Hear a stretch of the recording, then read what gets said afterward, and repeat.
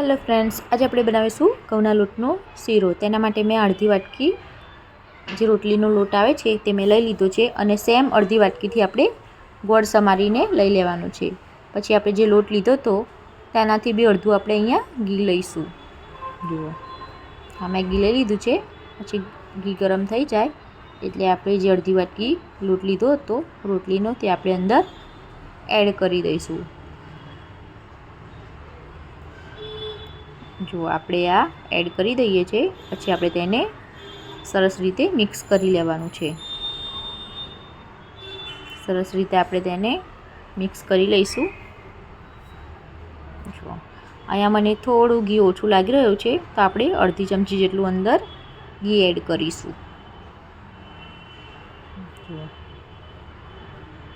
અડધી ચમચી જેટલું મેં અહીંયા ઘી એડ કરી દીધું છે। પછી આપણે તેને સરસ રીતે મિક્સ કરી લઈશું। પછી આપણે હલાવતું રહેવાનું છે।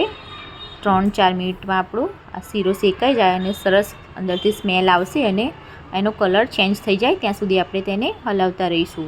પછી આપણે સાઈડમાં પાણી ગરમ કરવા મૂકી દીધું છે। આપણે જે વાટકી લોટ લીધો છે એનું 3 ગણું પાણી આપણે ગરમ કરવા મૂકી દીધેલું છે। તે આપણો આ લોટ શેકાઈ ગયો છે, જો સરસ રીતે। પછી આપણે જે પાણી ગરમ કરવા મૂક્યું હતું તે આપણે અંદર એડ કરી દેવાનું છે। ધીમે ધીમે આપણે પાણી અંદર એડ કરી દઈશું। પછી આપણે જે ગોળ સમારીને મૂક્યો હતો તે આમાં આપણે એડ કરી લઈશું।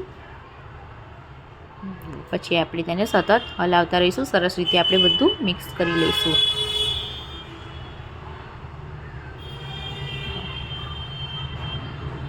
સરસ રીતે આપણે મિક્સ કરી લેવાનું છે, તેને સતત હલાવતું રહીશું। આપણો આ શીરો 5 જ મિનિટમાં આપણો આ શીરો બનીને તૈયાર છે।